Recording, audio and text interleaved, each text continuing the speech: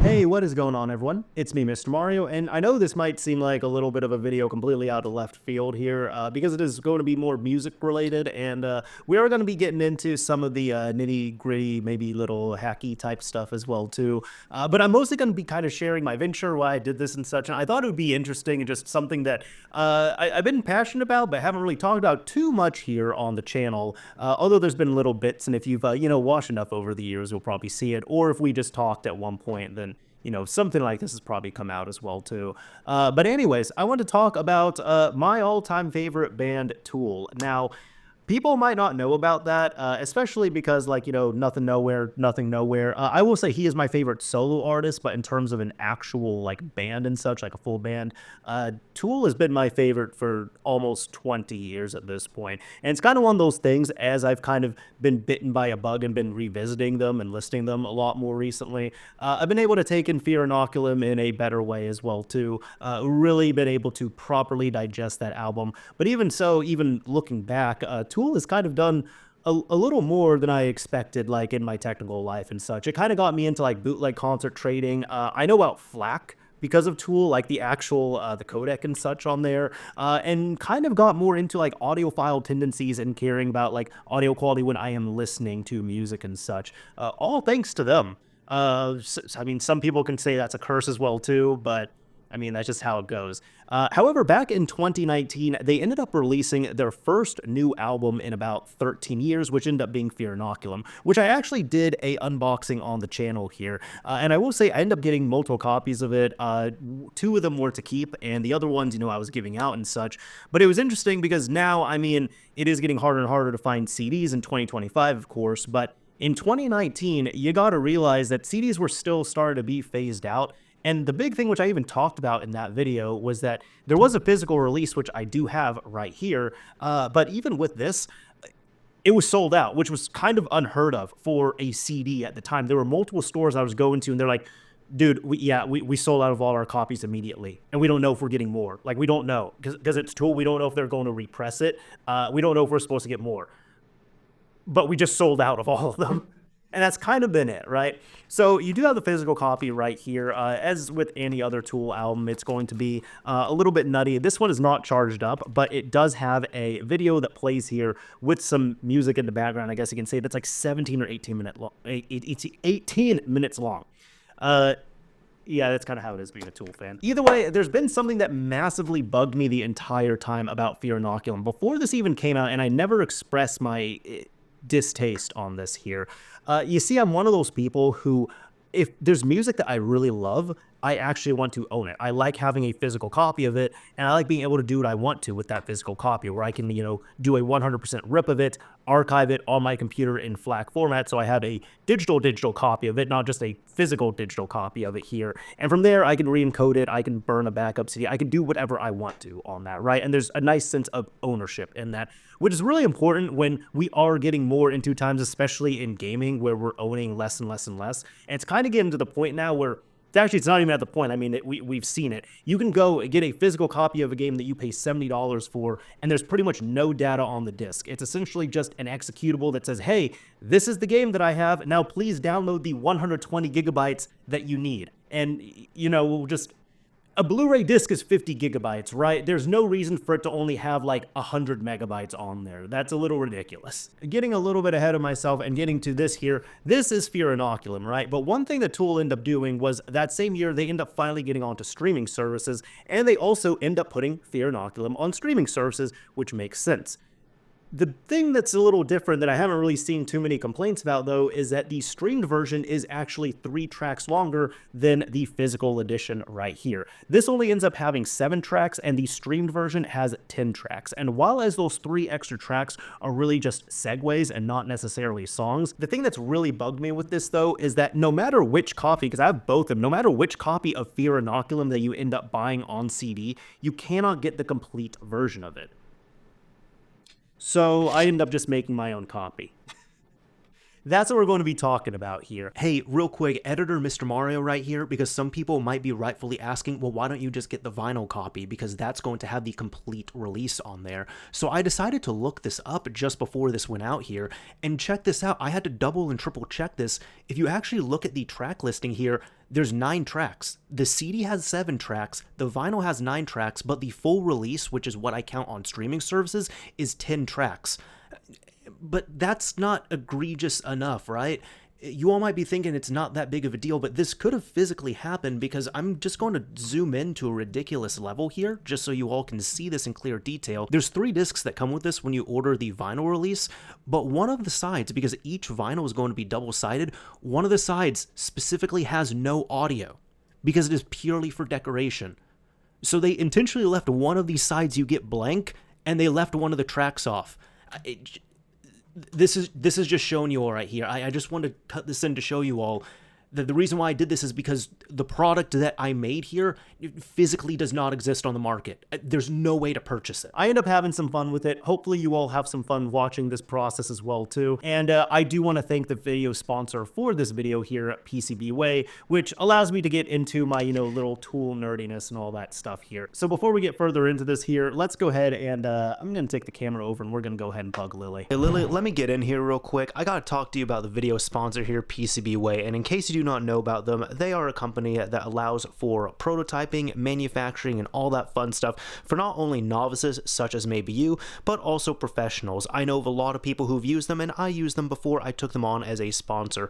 Not only they allow for printed circuit board prototyping, such as some little things like this, even the little crazy stuff like this that I've gotten done up before, like these real crazy designs that you can get done. These are really awesome to see, but on top of that, they also do 3D printing. Lily, I'm not sure if you're paying attention, but they got stuff in PLA, ABS. This one is PLA right here. You need something in TPU, boom, they got you. Here's a little Xbox foot in case you ever need one of these. You might need one in the future, so you know what, I'm gonna give that one to you. There you go. And also resin if you need something real hard. But yeah, you like that one? Yeah, the resin one's pretty cool. It's a good one. They even sent over my favorite ruler. Check this out. Yeah, give that a nice sniff. Isn't that good? This here is technically a printed circuit board as well too, but they're able to fit your needs, wants, and desires when it comes to 3D printing, prototyping, getting PCBs printed, flex cables, all that fun stuff. Their site is pretty easy to use. They got a good support team there as well too.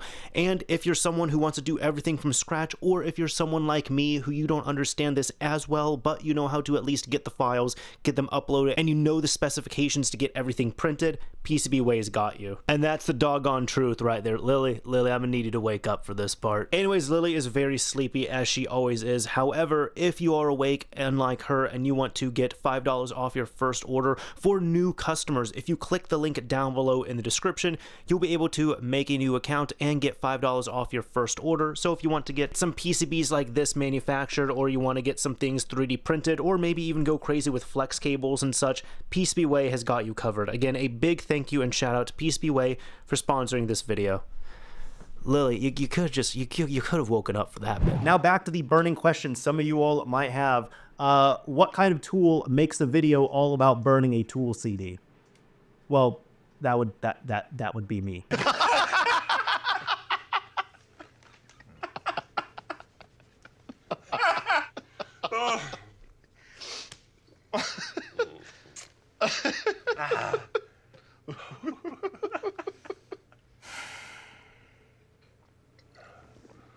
This doesn't taste like wine. The TLDW of this video is some guy online ended up taking files and burned them onto a CDR. The end. That's what happened, right?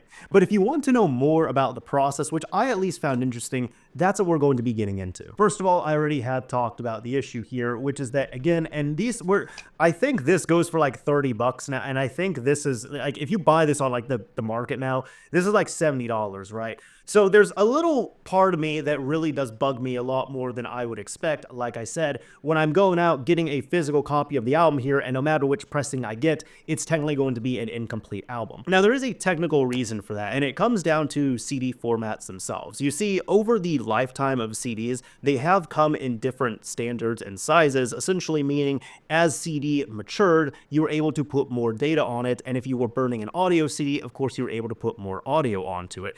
At one point, like when I first got into burning, 74-minute CDRs were the standard. That quickly ended up changing to 80 minutes. Now that ends up impacting Fear Inoculum directly, because see, Tool is one of those bands where when they make an album, they kind of like to go all out. They like to be a little extra and give you, all the extra packaging, such as this right here. But on top of all of that, they also like to really give you as much content as they're able to physically push out onto there. I know they did that with Lateralis, where it was pretty much using as much as what the pressing plants would allow them to press physically onto a disc. But even when it comes down to this, if you end up taking the runtime of the actual CD of Fear Inoculum, it ends up being about an hour and 19 minutes, which is pretty much at the limit as to what a standard CD can hold. Now, if you end up looking at the streamed version of it, you end up seeing a difference there where the streamed version is about 87 minutes. So we're looking at almost an 8-minute differential between the two versions. If people don't think that's a big deal, that's pretty much missing the equivalent of a short Tool song. I'm only like half joking when I say that. Now, if you're not familiar with the channel at all, I do cover video game modding, video game console modding, just things like that, and other things in that world that I find interesting, cool, or whatever I want to talk about on here. And one of the things that came about it was, well, some knowledge I had with the Dreamcast. You see, the Dreamcast here is famous for several different things. Not only its game library, its short lifespan, really it was able to pack a punch with how little time it was on the market.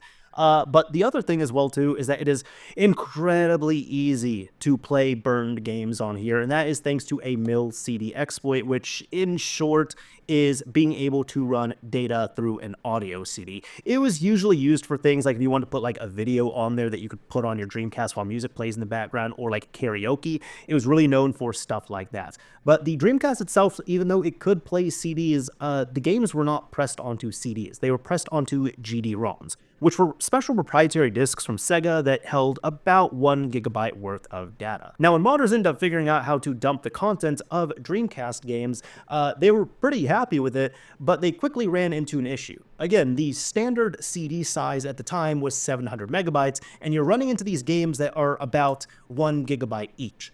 So what did they do? First of all, they were able to convert them to mil-CD format, which was able to be burned to a disc, and through some exploits and such, you could then just quite literally burn a Dreamcast game that's been prepared and patched properly onto a CDR, pop it into your Dreamcast, turn it on, and you're ready to go. You're playing the game, no other mods or anything needed in that regard. But the reason why I'm sharing this is because that was limited. A lot of times with those games, they end up having to do things such as downsample textures, downsample video, downsample audio, even remove content from the game completely in order to get it physically fitting onto a 700 megabyte disc instead of a 1 gigabyte disc. Now, there were several games out there that could fit on a CDR if the CDR was a little bit bigger. And I knew about this because there were people who at the time, this is probably like 20 years ago I was learning about this now, there were also other CDs out there where, again, a standard CDR was 80 minutes. But there were 90-minute CDRs, and there were even 99-minute CDRs. And it wasn't like super widespread, but if you went to like your favorite Dreamcast plug site, for example, there were some places where they end up having images of games specifically for 90-minute or even 99-minute CDRs. And they were pretty rare that like people end up burning to those discs, but from what I saw, the people who were able to, first of all, have a burner that supported that, and secondly, then able to burn those games onto those bigger discs, they had good experiences with them from what I saw. And the nice thing is you could pretty much go from, let's say if a game was like 750 megabytes, you don't have to downsample that at all. Or if a game is 850 megabytes, you just have to downsample it a little bit compared to what you would have had to do before. So if you're wanting to be a little bit more of a purist but still run your CDRs, you could go through that method and it worked out well enough. Do I do it on this Dreamcast? No, because this one has a GDMU installed in it, which means all of my games are right here. And this can handle the full format images as well too. You don't even have to trim them or anything. The full gigabyte disc images, you can just put on here, pop into the Dreamcast and play them at this point. Now, the reason why I was talking about the Dreamcast in a tool-related video is certainly not to, harp on the Dreamcast and talk about my love for it. It is a great system, mind you, and I really do enjoy it. But the reason why I'm bringing that up is because I had that knowledge at the back of my head all this time, and I'd never had CDs like that. So when I found out about the issue of Fear Inoculum and having 3 tracks that were missing on the physical CD, back in 2019, I said, well, what if I just got a bigger CD and burned the full copy of Fear Inoculum onto it? And that's exactly what I tried to do. I ended up going onto eBay at the time. I remember I was able to find someone who was selling a pack of, I couldn't find 99-minute, but I found 90-minute CDRs, which are 10 minutes longer than the standard 80-minute CDRs. And instead of holding 700 megabytes of data, they end up holding 800 megabytes, which was going to be just enough to end up putting the 87-minute copy of Fear Inoculum onto. I just needed the discs first, and I'd figure out the rest along the way. So why am I making this video in 2025? Because I never got my discs. I don't know what it was, because I'd ordered plenty of stuff with no issue, right? But the gentleman, you know, I bought from him. He ended up selling them. I got tracking. The CDs get all the way over here. Show is delivered. Nothing. So I ended up contacting the seller again, and I said, hey, I never got them. And the guy said, you know what, that's fine, I'll send you another copy. I get a new copy of the tracking. It comes all the way over here. This is coming from the UK, by the way, so it was imported, right? Comes all the way over. It shows us delivered. Nothing. At that point, I messaged the seller, I tell them again, and I could understand that they were probably a little bit annoyed with me because they had just sent not 1, but 2 copies of this, and they might have thought I was trying to just fish for free discs or something. But I was like, no, dude, I'm telling you, I've checked with the post office, I've checked here, I've checked around, I know it shows as delivered. I paid you the money because I want the product here. I'm not getting the product. So I end up having to do a chargeback on there. I can't remember if I tried a 3rd time or not, but I just remember it was either 2 or 3 times when I end up getting it failed to deliver. I just said, you know what? This is a pipe dream. I guess I'm just not going to do it. At the end of 2024, however, I end up kind of getting bitten by the tool bug again. I started listening to them quite a bit. I actually ended up digesting Fear Inoculum, which I really wasn't able to do before. I absolutely loved it. Like this, I mean, this is a whole other discussion here, right? This album moved me to tears. I'm not kidding when I say it's absolutely beautiful. To me, it ranks up with all the other Tool albums for me, in my opinion, at least. However, when I decided to do this, I said, you know what? I never made that dream happen of the complete copy of Fear Inoculum. I want to do that. So this time around, I end up going through Amazon. And I will say this, it was for a couple reasons. One, I didn't really want to deal with eBay again, because at that point, you're just, you know, dealing with like a small seller, which no disrespect to them, but it's going to be sometimes easier if you're going against, you know, a conglomerate of some kind, if you just want to like get a refund or you're dealing with a support issue or what have you. The second thing is that it's been over 5 years since I tried to buy CDRs, right? And they're not getting easier to find, and especially some weird like 90-minute CDRs. I really couldn't find, you know, the better deals. They weren't as plentiful, is what I'm trying to say. But I ended up finding some on Amazon, which I had to go through their global UK store, which ended up shipping from Australia.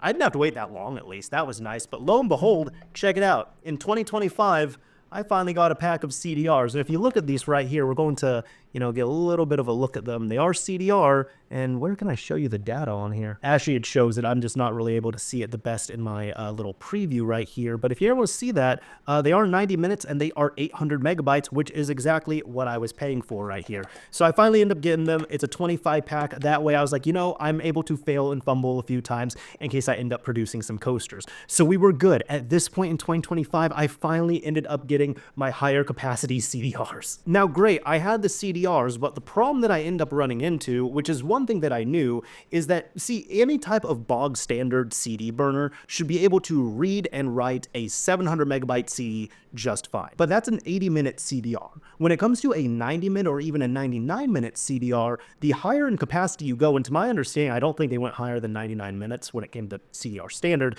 but when it comes down to that, the higher your capacity goes outside of that standard, you need to have an actual burner that supports that.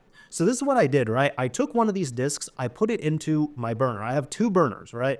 I put it into my burner and I loaded up image burn. I went to look at the disk information and it showed up as an 80-minute disk.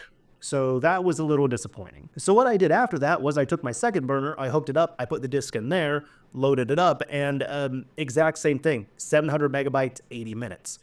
So as opposed to panicking, I was a little disappointed, but as opposed to panicking, I was like, there has to be something I'm missing here. And even when I looked at it in the File Explorer within Windows, and I'm using Windows 11 for what it matters on there, it still showed as a 700 megabyte disk. Now, for anybody who might be saying, well, duh, of course it's going to do that. No, it doesn't really seem that obvious to me, and I'll explain it right here. I also have some other disks. We're going to get into another. You know what? It works out. We're just talking about console modding in the midst of this on the channel here. While we're talking about Tool, it's a lot of my favorite things, right? But these here are DVD plus R DL disks. No, I'm not burning Tool onto here, but these are dual layer DVDs because a standard blank DVD is going to hold about 4.37 gigabytes worth of data. This one's going to hold about double of that. It's going to hold almost 8 gigabytes worth of data onto one disk. Now, these are particularly special if you have messed around with backing up and burning your own Xbox 360 games. Something that I've been pretty familiar with and something that I still find joy doing as well too. And not only these are good ones, these are for Batum brand, right? But at one point, Microsoft actually ended up changing the standard of the Xbox 360 disks with how they perform, how they run, and even just the size capacity as well too. I'm not going to get into all of it here, but in short, it was another way of pushing back against piracy, bringing up the standard of security for these games, and on top of that, also allowing developers to have more physical disk space to work with. The format ended up being XGD3, so if you want to look into that, you're more than welcome to do that. But what came out of that was a custom firmware that you could write to a DVD drive. Because you see, if you take one of these standard blank DVDs and you pop it into a DVD drive, it's going to show up as just under 8 gigabytes writable. Now, when you have a properly patched, ready to burn XGD3 image, it's going to be 8.13 gigabytes in size, which you can't burn 100% onto a disk normally. But there were some drives such as this one that were found, which here we go. This is a IHAZ 524 Model B, which can take a custom firmware, which enables you to end up seeing and using more storage on the disk. So I'm going to show you all here. If you put a disk, like a dual layer disk, into a standard drive without that ability, it's going to show up as just under 8 gigabytes in size. If you put it into a patched firmware drive, it's going to show up as 8.14 gigabytes writable, meaning that you can physically put an 8.13 gigabyte ISO onto that. What I'm saying is that's what I was expecting from these CDs, and that is not what I got. But I started looking into it, and funny enough, when I looked into this, I actually ended up finding, I looked up this drive, right? Because it came down to whether the drive would support it. And when I looked it up, I found a comment in a review from someone who ended up buying these same discs. They had the same issue I was running into, and they even had the same burner, and they were able to burn properly onto them. And the fix ended up being using the overburn feature for them. So I didn't hit Tool immediately, right? I actually had another long album that I want to just try out as a test. So what I did was I took my IHAZ burner, I put one of the discs in there, and I ended up using CD Burner XP. I loaded the tracks on there, I figured out how to get it to burn, and it started burning until 11%. And it didn't burn any further than that. You know, I've burned a lot of stuff, like a lot of stuff onto media during my time on Earth here, but it's a really odd feeling when it's like for the first time in years, you get a coaster from just burning an audio CD, especially when I have... dropping Fear Inoculum. Especially when I have these CDs right here that are a little more special, and I only have 25 of them available, so one of them already turned into a coaster. I had 24 more chances to try this out. Now, I will tell you that the secret with the IHAZ burner is that it's not really a great burner. It's an okay burner, right? This was always a budget burner. It was like 20, 25 bucks even when it retailed. This was not like a high-end burner by any means. So I was thinking, okay, maybe it's the burner. So the nice thing is I had another one right here, which ended up being this I bought a while ago, which is a Blu-ray. It's an external Blu-ray writer right here, but it's of much higher quality and I've gotten better results from it. So I decided to put my blank CD into here. Again, it ended up showing the same thing in terms of data and what was available on there, but I started looking a little more into overburning and how I could actually do this. So now that I was able to do this, I also needed to get a good quality copy of Fear Inoculum. You see, what I did, for example, when I first got this, I end up putting the disc into one of my disk drives right here, and I end up doing a 100% verified FLAC rip of it, so I have it in compressed but lossless format, so it's archived, but I can also, put it on my phone, put it on a music player, do whatever I want to do, even convert it down to lossy formats, whatever I want to do on that. The problem is, again, if I'm just making a copy of this, while I'm in the same situation as before, this is an incomplete copy of Fear Inoculum. So I had to look up and figure out where to get these from, and I know people are saying just go to a plug site or something. No, I want to do this legitimate, right? Even though I'm burning something here, I still want to do it legitimate. So I ended up finding and going to HD-Tracks, which I'm not sponsored by them. I don't have an affiliate link, none of that stuff, but it's a great website from what I see if you want to get DRM-free, lossless copies of music. And there's plenty of the old stuff on there, but there's a surprising amount of new stuff that you'd find as well too, and one of them ended up being Tool's Fear Inoculum. Now I ended up purchasing a copy of it here, and I'm just gonna say real quick, HD-Tracks, like, I support your message, I support your cause, I love what y'all do, but the download process was a little odd, and I'm just gonna outline it for you all here if you decide to purchase anything from HD-Tracks. When you purchase, there's two options that you have. You could use the downloader program, or you could use the web downloader. And the way they make it is that they say that essentially, if you're on Linux or another operating system, you need to use the web downloader. But if you're on Windows, you need to use the downloader program. I'm one of those people, I don't really want to download and install a program for just one specific thing, especially if it's just to download one album or like download something exclusively from a website. I'm not into that at all. So of course I went with the web downloader, right? And then it started downloading, and I was really happy because on my connection, it took like a minute to download. But then there was something wrong because I looked and my download was like 200 megabytes in total for a full Tool album, which didn't make any sense to me. I also looked at the file sizes, and some of the tracks were smaller, but all of them, including the long ones, were like 20 megabytes, pretty much exactly, like almost exactly 20 megabytes, which again didn't make sense. Now, the shorter tracks ended up playing just fine, but the longer tracks, they were simply incomplete. I would try to play them, I got further into the track, they wouldn't play. So at this point, I'm like, great, I have a burned download, and I burned a coaster, and I burned a download, essentially, at this point.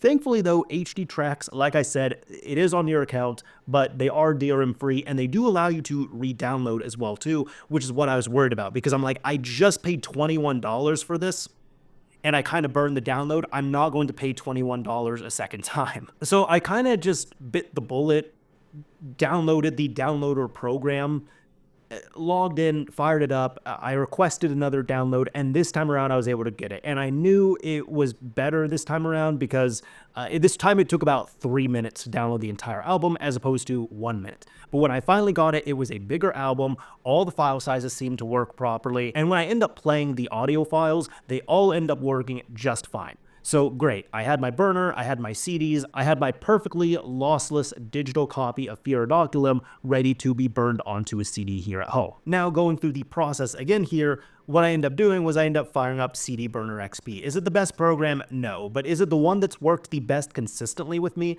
Absolutely. Here, I'll show you exactly what I did. I end up going into the program, and from there, you need to either navigate or just drag and drop your music in there. So I already had Fear Inoculum downloaded. I dragged and dropped all the FLAC files into my project to burn the CD. Now you're going to notice it's going to blow past the 80 minutes that are available. And if you end up right-clicking, you can actually change the capacity of your CD, and the highest it supports is 90 minutes. Keep in mind, though, that if you have an 80-minute CD, this isn't a pass for you to just burn 90 minutes onto an 80-minute CD. The reason why I was comfortable doing this, kind of comfortable, is because I knew for a fact I wasn't getting ripped off here. I knew that these were physically 90-minute CDs, so it should have worked as long as it was supported. So I had that there, I was able to get it plugged up, and the last thing I did at that point was when it was all done, I just hit burn. Now, this is what it did, right? It went through the process, it went in, and it automatically converted all the FLAC files to WAV, so it would be able to burn them to a disk. But then the other thing I ran into was this message right here telling me that I had to insert in a higher capacity disk. I thought I was kind of dead in the water here, at least the first time I ever did this, right? I thought I was a little dead in the water, but then I found out you could just literally click this drop down and hit overburn, and then it would start overburning the disk itself. I did make sure I burned it at a slower speed at one of the supported speeds there, and then I just had to patiently wait. About 9 minutes later, it ended up successfully burning. And the interesting thing about this as well too, is that I immediately put it back into my disk drive, ended up firing up FooBar 2000, and I was able to play back the tracks. Now, the way to test this actually working, because the TOC, like the table of contents, is written at the beginning typically. So even if the disk is incomplete, it's going to have a complete table of contents. I know kind of how that works. But when it came down to it, if you want to actually test that this works, fire up Tempest and go to the end of Tempest. If you can finish the track Tempest, that means it works. And if you need an even quicker test, just end up starting Mockingbeat, because the entirety of the track Mockingbeat exists outside of that 80-minute limitation. It exists between 8 minutes 80 and 90, so the entire track is right there. Good news, I was able to click on Mockingbeat on this same drive, and it was able to play just fine. And funny enough as well, I ended up firing up ImageBurn just to see the disk data on there, and I was able to see that it actually recognized it. You could see here that it recognizes that it's almost 87 minutes in length, and that it's taking up about 800 megabytes worth of storage. So the same disk drive that wasn't recognizing it properly within ImageBurn was actually able to do so in ImageBurn after it had content written to it. I don't think this is a fault of it at all, because again, you're kind of introducing like a non-standard standard there in a way, but certainly cool nonetheless. The last thing I wanted to do though was I wanted to make sure that outside of my computer, this could actually play. And I would say probably my most important disk drive that I do have, like audio disk drive, is going to be in my car. I've got a 2016. I know unfortunately nowadays you cannot buy a car, like a new car, with a CD player in there. Actually, you can't even get it as an option anymore, unfortunately. Like one of the main companies, if not the only company last year, they actually came out and said, hey, we can't make CD units for cars anymore. For stock cars, right? Like anything like third party, like whether it's like Alpine, Kenwood, whatever it is, if they're producing disk drives, like third party ones you can install in a car, that's different. But I'm talking about stock ones, like the suppliers there. They essentially said, we can't put these in cars anymore, because it's not that we don't want to do it. It's that car manufacturers have simply stopped buying CD players, even as a premium option, or even I guess in this case, even as a lower end option. We can't even sell them. We can't even sell these drives anymore. So that was one thing when I got my car. I knew I wanted to put an amp and subs in there, but I still wanted to keep, the interface still stock. So it was really important that I had a CD drive. The point is, even though I stream a lot of my music in my car, I still make sure I have a CD in the deck, and some of my favorite discs I do end up backing up to FLAC, burning onto a CR, and bring with me. So that way, in case something happens to the CD, I keep the originals at home, and, the CDR that I spent a few cents on is going to be fine if it gets destroyed or lost or whatever. This is the thing. What I'm explaining, this is what people did about 25 years ago, and I just never stopped doing it. That's a thing about it. So what I did was I went out into my car, I took out the disc I already had, I put in Fear Inoculum. Sure enough, it started playing, and not just that, it was able to show the table of contents, and not just that, it was able to play tracks after that 80-minute limit. So I was able to listen to the end of Tempest, and I was able to listen to Mockingbeat. So that confirmed I end up having a working complete copy of Fear Inoculum on CD right here. And in my opinion, I think that's pretty cool, because the thing that I've been telling people is, first of all, this is not just like a standard like MP3 download that's burned onto here. I went out of my way to get a flat copy to make sure I at least had the highest quality copy possible when I was burning it on here. The second thing as well, too, when it came down to it, is you can't buy this. That's the thing. That's why I'm making a whole video about it, saying I end up making this because I'm a big fan of Tool, right? I absolutely love them. Now, I will say in the last few years, some of their stuff they do in terms of pricing is a little bit egregious, to the point where I'm just like, I'm not going to be paying that much for that thing, right? I'm not going to pay that much for that album, that shirt, that poster, whatever it is. However, I'm still absolutely going to love the music on here. Vinyl is able to kind of like break those typical limits and such when it comes to sticking to 80 minutes. But this is something that is certainly possible that they could do. But I think it's just too niche that they're not going to, start firing up and pressing 90-minute discs just to put the complete copy on there. So like I said, the only way that you could end up getting the complete copy of Fear Inoculum with all 10 tracks digitally, not on an analog format, digitally is what I'm talking about, is having to stream it or get the FLACs, like purchase them and such. But not now. This is actually something I've been wanting to do for at least 5 years, and I'm really happy I was able to do it. Really, in terms of quality, there's no drop in quality. It's going to be the same as what's on here, except unlike this one, this here is a complete copy that I end up making at home. This one is still an incomplete copy, despite end up paying, whatever I paid for it. I don't really remember at this point. But here we go.